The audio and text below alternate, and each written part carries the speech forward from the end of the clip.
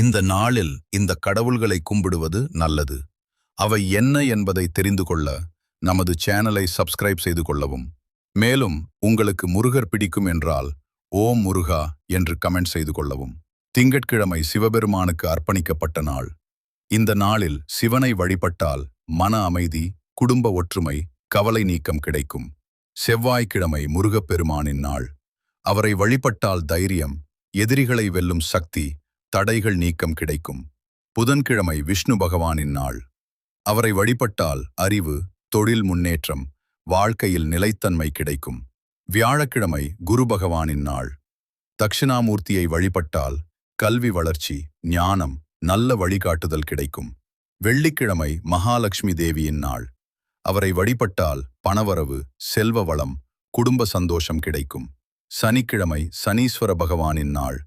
அவரை வழிபட்டால் தடைகள் நீங்கி வாழ்க்கையில் முன்னேற்றம், கர்ம பலன் சமநிலை கிடைக்கும். ஞாயிற்றுக்கிழமை சூரிய பகவானின் நாள்.